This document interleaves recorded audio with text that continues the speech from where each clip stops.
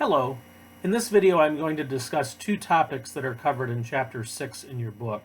The first will be the topic of political socialization, and then secondly I'm going to talk about public opinion, and specifically I want to discuss the issue of public opinion surveys. So with regard to political socialization is the process by which people develop their beliefs, and it is a lifelong process. The idea is that you are born, obviously, into a family, and your family has a huge influence on how you think about politics and certainly the other values you have in your life as well.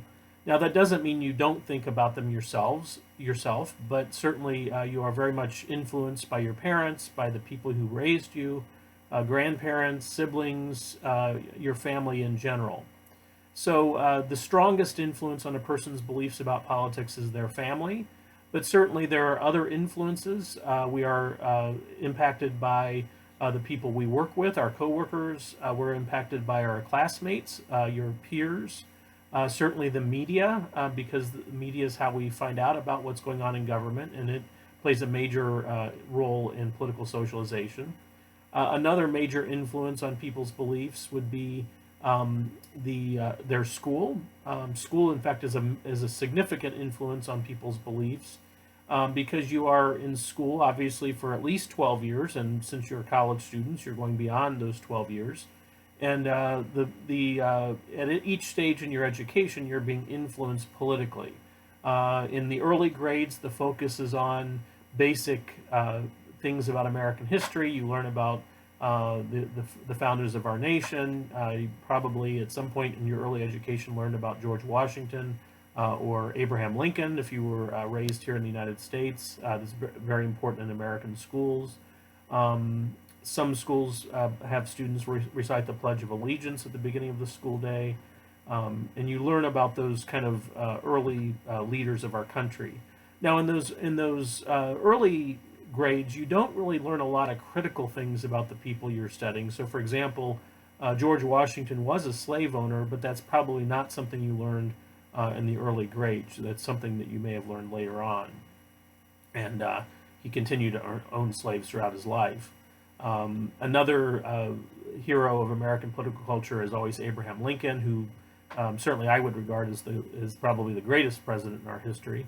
But he was not perfect. And one critical thing about him is that he actually was not in favor of getting rid of slavery when the Civil War began. His major focus was on holding the Union together, and he had some different views about the issue of slavery at the beginning of the Civil War, although certainly by the middle of the war he did come around to the point of view that slavery did need to be abolished. But again, in the early grades you learn that he was honest, that he abolished slavery, things like that, and then as you go along, you learn more critical things, hopefully, because these are human beings, and some of them did bad things or made bad decisions. But certainly socialization is an important part of that. In college, one of the reasons you're taking a political science course is because you are an adult, or you're becoming an adult, and you need to understand what your role is in the political process in our country. And we focus certainly on the idea that you have the right to vote, or you have the right to participate in the political process, and you need to think about what your own views are. But whether your socialization comes from family, from friends, from coworkers, from the people you associate with, from your education, regardless of any of that, the reality is that you are socialized along the way of your life. And major life events, certainly getting married, or getting a new job, or moving to another part of the country, could also impact how you look at politics. So socialization is very important. We're also impacted by certain factors in our background. For example, race is a major factor in our backgrounds, and gender is another one, ethnicity, religion.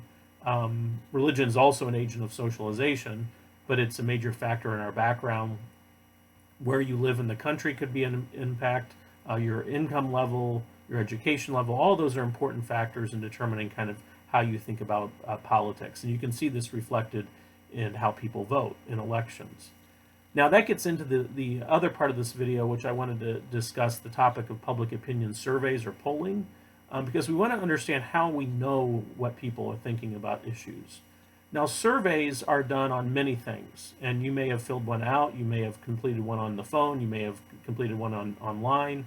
The question is, can you take the results of a survey and apply them to the broader population? And the answer is it depends. If it's a scientific survey, and this is discussed in your reading, a scientific survey is one where the sample would be the group of people who are being asked questions. If the sample is chosen randomly from a population, then generally, if the sample is large enough, it should be a pretty good reflection of the broader public. But the key to that is that it's a random sample. Random means that anyone within that population should have about the same statistical chance of being picked as anyone else. One way to think about it is if you had a jar of jelly beans with a lot of different colors, but you know what those colors are. So let's say there are 4 colors in the jar, and there's an equal number of each color. Then you have a 1 in 4 chance that you're going to pick one of those colors if you just close your eyes and put your hand in the jar and pick out the jelly bean. So you have a known chance of what you're going to pick. The same idea is in a survey, that if you are interviewing every subgroup within that population, you should have a good idea of what the public is thinking. So it's statistical probability. You may have taken a statistics class, you might take one in the future. Another way to think about it is when you play the lottery, the numbers that are drawn for any lottery game are drawn randomly. There's no set numbers that are going to be picked. It's just a computer randomly picking numbers. And that's basically what a random sample is. You're picking people with anyone having an equal chance of being picked. You're not only picking people from one part of the country if it's a national survey, or only picking one group. You're picking anyone within that population. Now, the easiest way to do that is by computer, by phone, because the vast majority of the population, regardless of income level, have telephones, and you also need to make sure that when they're being contacted on both cell phones and landlines. That's particularly important because a lot of younger people and even middle-aged people don't have a landline at all in their home anymore, but maybe older people do, and so you want to make sure you're reflecting older and younger people because there are older and younger people in the population. You want to make sure you're, and there are other ways surveys could be done. You could go door to door, you could do it over the computer, but the easiest way to get a random group of people is just to call them on the phone. Plus, it doesn't take a lot of time for a polling company to do that. Statistically, if a polling organization interviews around 1,000 people randomly chosen from a population, that should be a pretty good reflection of the broader public, meaning that you can take the answers given by that small group of people and say they probably reflect what the broader population would say if they could all be interviewed. So if you interviewed about 1,000 people at random from a given population, their answer should be within about 3 percentage points, maybe 4 percentage points of the answers you would have gotten if you had interviewed everybody. In most cases, again, we don't know for sure because we're not interviewing everybody, but certainly it's highly likely that if you interview 1,000 to 2,000 people within that population who are chosen at random, they're going to be pretty close to what the broader population would say on that topic. So, for example, in a presidential campaign, if you're asking who people intend to vote for, and a poll shows that candidate A is getting, 52% of the vote, and candidate B is getting 48% within the survey, within the sample, that means within the broader population, if there's, say, a 3% margin of sampling error, we don't know for sure who's going to win the election because 52 and 48%, if it's, say, a 3% margin of error, there's an overlap there. So it gets a little tricky because people point at elections, for example, in 2016, where almost everybody thought Hillary Clinton was going to win the election, and it turned out that Donald Trump was the winner. But one thing to understand about 2016 is that the polls actually were not that wrong. Remember that in the national popular vote, Hillary Clinton actually did win more votes than Donald Trump. And that's what the polls were showing. The polls were showing she was ahead by about 3 percentage points, and she won by about 2 percentage points nationally. The issue was in the states. People kind of forgot that the election isn't determined by who wins the national popular vote, but by who wins states. And certainly states like our state, Michigan, Pennsylvania, and Wisconsin kind of were the the states that really decided the election ultimately, and people weren't paying attention to the fact that the polls in those states were very close for Clinton and Trump. And he ended up winning all 3 states by small margins, but he won those states, which allowed him to win the Electoral College. So the polls actually were not terribly far off. Now, they were off in some of those states to some degree, and there were questions that were raised about whether they were reflecting the education levels of people in those states and so on. So there are a number of factors that have to be considered. But polls generally are pretty close to what you would get if you interviewed everybody, but you always have to take them with a grain of salt. So you shouldn't completely dismiss the results of a survey, but you should also keep in mind that they are just a snapshot. They could be off, but most likely they're probably not more than 3 or 4 percentage points off what you would get if you interviewed everybody. So it just, again, it's understandable people are questioning surveys, particularly after what happened in 2016. But it's just important, and ultimately too, if you're looking at an election, which is what polls are used for a lot, the reality is that it's if somebody doesn't vote, it doesn't matter what their opinion is if they don't actually go out and vote. So you really need to make sure that if you are looking at a survey and your candidate is ahead in the polls, if you stay home, then that's not going to help your candidate. You really need to get out and vote on election day. So we have the polls I've been talking about are the surveys that are done by phone. But the polls that really matter in terms of elections are when you actually go and vote on election day or vote by mail before election day. So anyway, things to think about. Surveys, again, are useful, but they're not 100% accurate. But again, if you read the information in the book about scientific surveys and understand the polls are, the public opinion polls, surveys are generally pretty close to being a good reflection of what the public thinks.